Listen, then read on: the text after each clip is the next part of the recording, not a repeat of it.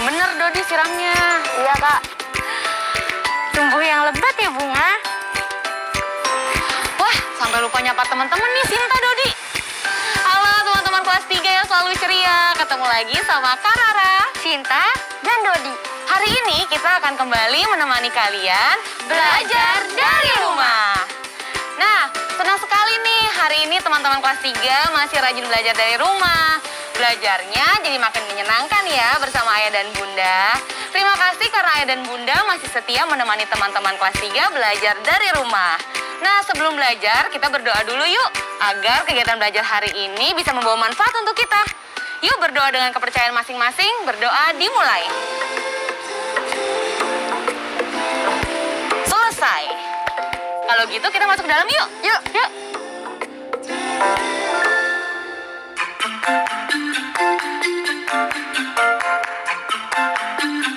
Dan besar berapa lama, Kak? Kayaknya 9 bulan sih. Rara, bisa nggak ya jadiin tomat-tomat ini menjadi pupuk tanaman kita?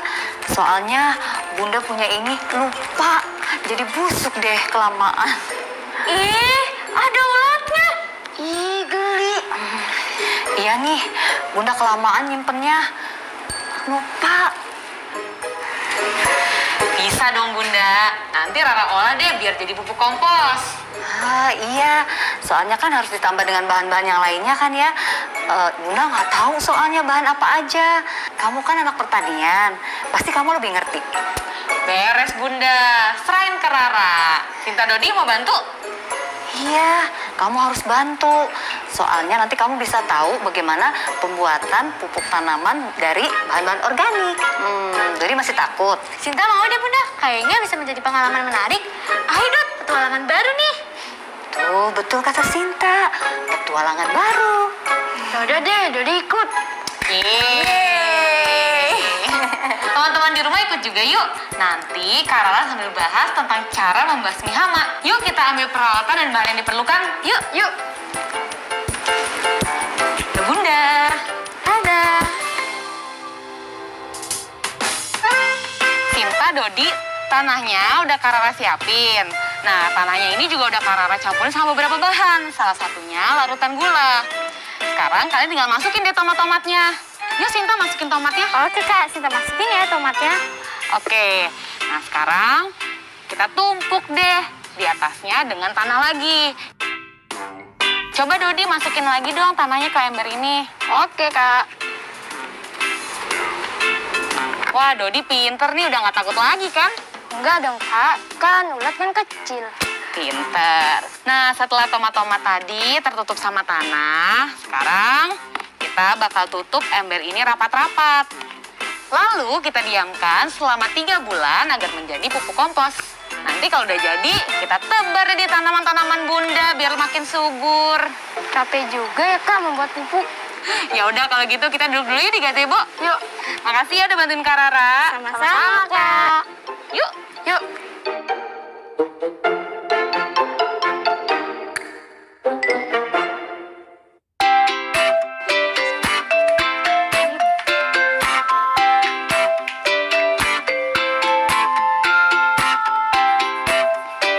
Kenapa sih Kak tomat-tomat itu bisa berulat? Kalian ingat nggak cerita yang berjudul Kemana Tomat Pergi? Ingat Kak, yang tomatnya Kirin itu jadi sakit kan? Iya benar, karena kurang dirawat, tomat-tomatnya Kirin sakit. Akhirnya Kirin merawat deh tomat-tomatnya. Itu salah satu penyebab tanaman kurang sehat. Penyebab lainnya adalah hama. Ada beberapa jenis hama. Ada ulat, burung, tikus, wereng, dan masih banyak lagi. Wah, cara mengusirnya gimana tuh Kak? Kan kasihan petani sudah susah menanam, tapi malah dirusak oleh hama. Iya, petani harus melakukan berbagai cara untuk melindungi tanamannya dari hama. Beda jenis hama, beda cara juga mengatasinya. Untuk membasmi ulat, petani memeriksa dulu bagian bawah daun. Kalau ada telur pupu berwarna putih, maka harus segera dibersihkan sebelum berubah menjadi ulat. Kalau ulat-ulat bersembunyi di dalam tanah, petani bisa membuat tempat persemaian atau tanah tergenang air agar ulat-ulat naik ke atas daun. Lalu setelah terlihat, petani bisa membuangnya. Jika Jika kedua cara itu masih belum berhasil, petani bisa menggunakan pestisida atau racun hama. Tapi lagi-lagi harus hati-hati ya, karena pestisida juga bahan kimia, tidak bisa digunakan sembarangan. Oh gitu, kalau hama burung Kak, burung kan bisa terbang, pasti lebih sulit mengusirnya.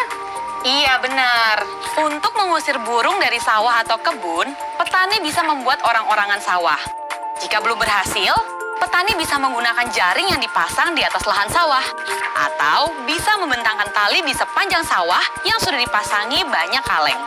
Kaleng-kaleng ini akan berbunyi saat tertiup angin. Jadi saat burung mendekat, mereka akan kaget dan ketakutan lalu pergi dari sawah atau ladang itu. Wah, repot ya Kak jadi petani. Selain harus menanam dan menyiram, mereka juga harus mengusir banyak hama. Iya bener Dot, tugas petani itu nggak mudah. Belum lagi menghadapi cuaca buruk. Bisa-bisa gagal panen. Ya ampun, kesian banget. Udah susah-susah, taunya gagal panen. Tuh, betul. Jadi petani itu nggak mudah. Makanya kita harus banyak-banyak berterima kasih kepada para petani. Caranya gimana tuh Kak? Jadi kan belum pernah ketemu petani dan botani. Cara berterima kasih paling mudah kepada para petani, salah satunya adalah dengan kamu menghabiskan makanan di atas piring kamu. Nasinya dihabiskan, sayur dan lauknya juga dihabiskan. Karena ada banyak orang di luar sana yang sudah bekerja susah payah menghasilkan makanan sampai di atas piring kamu. Oke Kak, kalau gitu Dodi nggak akan lagi nyisain makanan. Dan juga buang-buang makanan, kasihan petani. Sinta juga. Pintar, bagus. Teman-teman di rumah juga ya, selalu habiskan makanan kalian untuk berterima kasih pada para petani. Iya, karena sampai lupa. Tadi kita sempat mengulang sedikit ya cerita tentang kirin dan tomat. Kalian bisa membaca banyak cerita menarik lainnya loh dari beberapa halaman di internet. Yang pertama, ada literasi cloud. Yang kedua, Let's Read Asia. Dan yang ketiga, ada Badan Bahasa Kemdikbud Republik Indonesia. Boleh baca buku cerita yang ada di rumah juga kan Kak? Boleh dong, kalian bisa membaca buku cerita yang ada di rumah atau bisa pinjam ke perpustakaan. Ingat, makin banyak baca, makin banyak tahu. Ngomong-ngomong soal membaca, yuk kita balima. Baca 5 kata. Nah, di tangan Karara sudah ada 5 papan nih yang tertulis 5 kata. Kalian nanti baca setelah Karara bacain ya. Setelah itu, tulis di buku kalian masing-masing. Oke, Kak. Teman-teman di rumah ikut baca dan menulis juga ya. Kita mulai ya. Makan. Makan. Lakukan. Lakukan. Mungkin. Mungkin. Siapa. Siapa. Menjadi. Menjadi. Oke, selesai. Dina mempunyai uang Rp20.000. Perhatikan daftar harga berikut ini. Harga mie goreng Rp6.500. Harga ayam goreng Rp7.500. Harga telur dadar Rp3.000. Harga telur rebus Rp2.000. Jika Dina ingin membeli makanan untuk 2 orang, dan setiap orang mendapatkan 2 jenis makanan yang sama, tanpa menghitung, bisakah kamu tulis apa saja yang harus dibeli oleh Dina? Nanti kita cek jawaban kalian bersama-sama ya, setelah yang satu ini.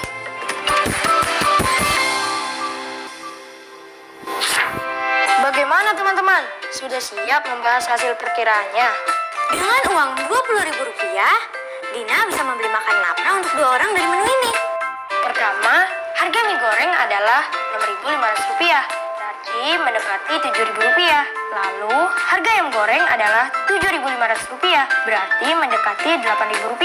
Harga telur dadar adalah Rp3.000 dan harga telur rebus adalah Rp2.000.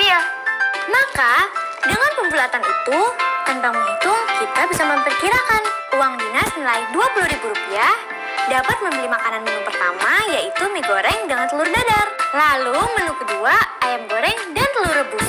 Gimana? Apakah perkiraanmu sama dengan perkiraan aku dan Kak Sinta?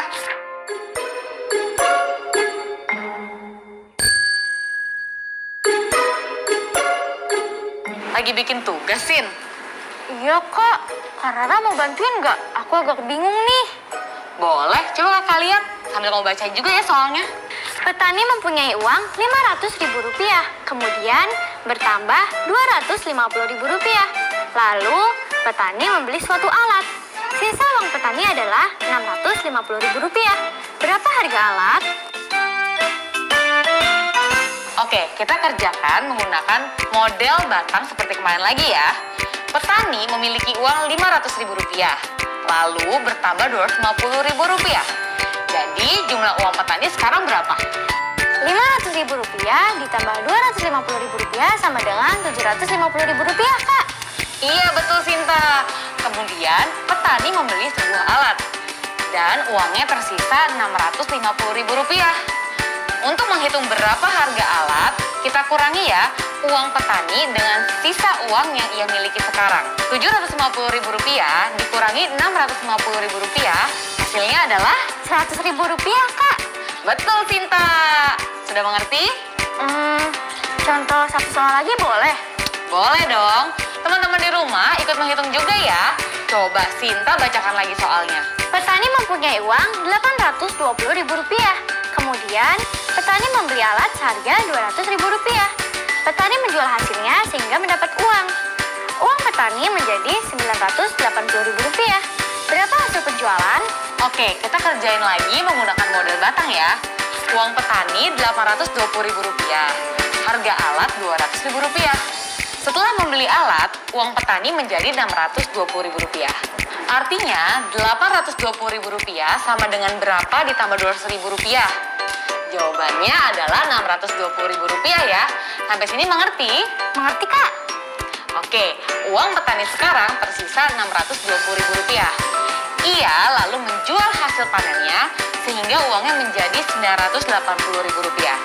Untuk mendapatkan hasil penjualan, kita buat model seperti ini.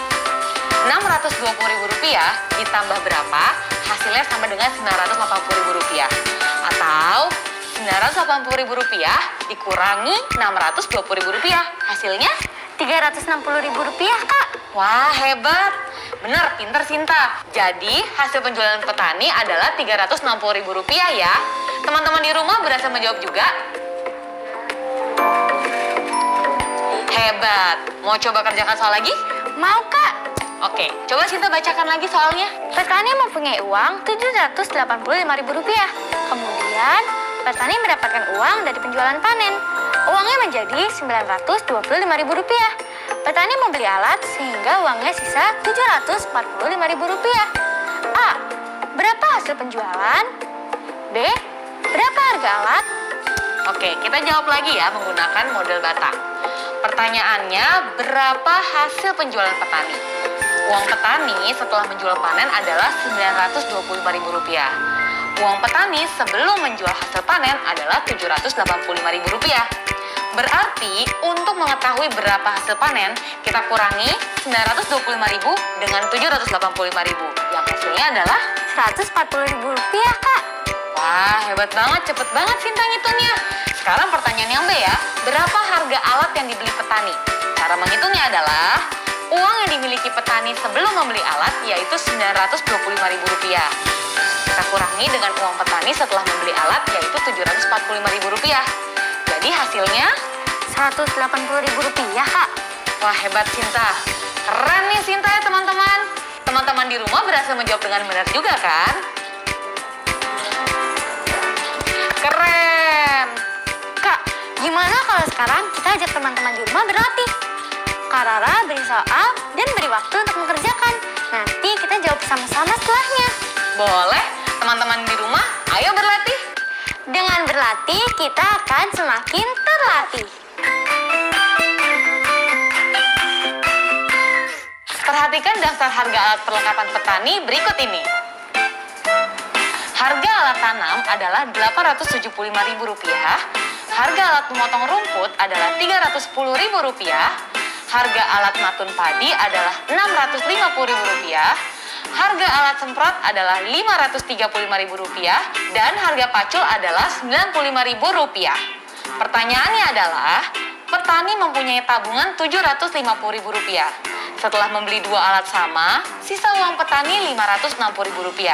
Petani menjual panen sehingga uangnya menjadi Rp800.000. A. Berapa harga dua alat berbeda? B. Alat apa saja yang dibeli petani? Dan C. Berapa hasil penjualan panen? Coba kerjakan pertanyaan A dulu ya teman-teman. Kak Rara beri waktu 10 detik.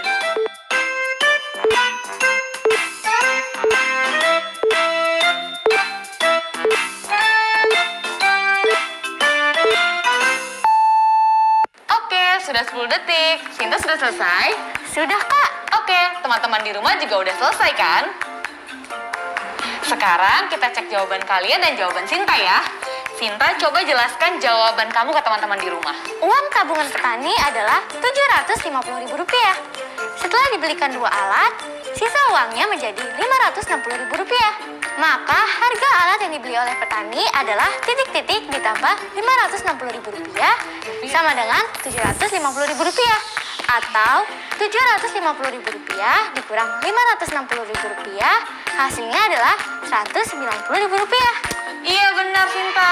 Yeay! Teman-teman di rumah jawab dengan benar juga. Keren. Kita lanjut soal selanjutnya ya. B. Alat apa saja yang dibeli petani? Kak Rara beri waktu lagi 10 detik untuk mengerjakan.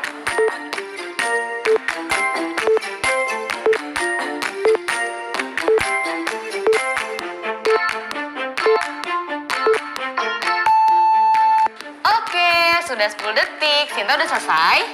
Sudah, Kak. Oke, sekarang kita cek jawaban Sinta sama teman-teman di rumah ya. Ayo Sinta, jelaskan lagi jawaban kamu ke teman-teman di rumah. Apa 2 alat yang dibeli oleh petani? Tadi kita sudah tahu harga 2 alat yang dibeli petani adalah Rp190.000. Maka, untuk mencari tahu alat apa yang dibeli petani, kita lihat kembali daftar harga alat perlengkapan petani. Di situ, alat yang bisa dibeli dengan harga Rp190.000 hanya pacul. Dan 2 pacul harganya adalah Rp190.000. Jadi jawabannya adalah alat yang dibeli petani adalah 2 pacul. Iya benar Sinta. Yeay! Jawaban teman-teman di rumah gimana? Sama dengan jawaban Sinta kan? Yeay, berarti teman-teman menjawab juga dengan benar. Keren nih Sinta, bisa jawab semua pertanyaan Kak Rara dengan benar. Kan sudah diajari lebih dulu sama Kak Rara. Oke. Wah Dodi, kau bawa apa tuh? Ini poster, Kak, tugas proyek akhir minggu. Aku kerjain bareng Kak Sinta. Oh iya, Kak Rara tuh sampai lupa loh. Teman-teman sudah menyiapkan bahan-bahannya juga. Kalau sudah, dibuat jadi poster seperti ini ya. Coba Dodi sambil jelaskan ini poster apa. Ini poster tentang tahapan menanam tanaman padi. Ini tahapannya, mulai dari benih, tunas, anakan, dan pemanjangan batang. Pada usia 0 hingga 60 hari, akar bertumbuh, tunas keluar, dan batang memanjang. Usia 60 hingga 90 hari, terbentuk bunga dan biji. Usia 90 hingga 120 hari, tinggi tanaman padi tidak bertambah. Tanaman padi menguning, padi kemudian dipanen. Keren nih penjelasan Dodi. Teman-teman di rumah buat juga poster seperti punya Dodi ini ya. Bisa dipilih salah satu dari tanaman padi, sayuran, atau buah-buahan. Ini sayuran dan buahnya bebas. Kalian tentukan sendiri. Setelah menentukan mau menggambar tanaman apa, gambar juga tahapan pertumbuhannya seperti punya Dodi tadi.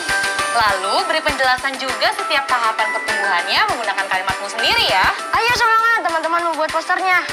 Betul, kalian boleh minta bantuan ayah, bunda, atau orang dewasa lain di rumah ya. Setelah itu kita buat laporannya. Nah, Sinta, Dodi udah selesai belum laporannya? Sudah, Kak. Oke, sekarang kita bahas ya. Yang pertama, tulis judul proyekmu. Judul proyek kalian apa nih? Judul proyek kami adalah tahapan menanam tanaman padi. Bagus, setelah itu tulis langkah-langkah yang kamu lakukan saat mengerjakan proyekmu ya. A. Awal, B. Kemudian, C. Lalu, D. Selanjutnya, E. Selanjutnya, dan F. Akhir. Nah, ada yang bisa menjelaskan bagaimana proses pengerjaan proyek ini? Bisa, Kak. Awalnya kami tentukan dulu poster tanaman apa yang mau dibuat. Pilihannya ada padi, sayur, dan buah. Kami pilih padi. B. Kemudian kami cari tahu tahapan tanaman itu tumbuh, yaitu benih, tunas, anakan, dan pemanjang batang. C. Lalu kami cari gambarnya, bisa dari buku atau dari internet. D. Selanjutnya kami buat posternya dengan menggambarkan di kertas sendiri. E. Selanjutnya Kami beri judul dan keterangan masing-masing tahapan pada poster. F. Akhirnya kami tambahkan keterangan pertumbuhan padi sesuai isiannya. Selesai deh. Wah, keren. Lengkap banget penjelasan tahapannya ya. Nah, apa yang kalian rasakan saat mengerjakan proyek ini? Senang Kak, proyeknya seru banget. Apa kalian puas dengan hasil proyek ini? Puas Kak. Keren. Terakhir, ceritakanlah tentang postermu kepada anggota keluargamu ya. Lalu, minta anggota keluargamu juga untuk menuliskan komentar mereka di buku kerjamu. Karena Sinta dan Dodi sudah menceritakan ke Karara, nanti Karara yang tinggal tulis komentar di buku kalian. Nah, teman-teman di rumah sudah buat juga kan laporan seperti yang sudah Sinta dan Dodi buat tadi? Silahkan laporkan kepada ayah dan bunda ya. Oke, kita udah belajar apa aja tadi? Aku Kak, kita tadi mengenal petani membasmi hama. Lalu kita juga menuliskan 5 kata dengan lancar Kak. Bagus. Terus kita belajar apa lagi tadi? Menyelesaikan soal-soal cerita 2 langkah yang berbeda dengan hari sebelumnya. Terus menyatakan uang dalam bentuk model batang dan garis. Lalu menyatakan uang pembelian atau uang hasil penjualan. Bagus, keren ya adik-adik Karara masih pada ingat. Teman-teman di rumah juga sudah menyimpan semua pelajaran hari ini dengan baik kan di kepala dan buku tulis kalian? Jangan sampai lupa ya. Kalau gitu, selesai sudah belajar kita hari ini. Karara, Sinta, dan Dodi mengucapkan terima kasih karena teman-teman sudah setia sama-sama kita belajar dari rumah. Terima kasih juga Karara ucapkan untuk ayah dan bunda yang masih menemani teman-teman kelas 3 belajar dari rumah. Jangan lupa tetap terapkan 5M, memakai masker, mencuci tangan, menjaga jarak, menghindari kerumunan, dan mengurangi mobilitas. Agar kita bisa memutus rantai penyebaran COVID-19. Sampai ketemu lagi minggu depan ya. Sampai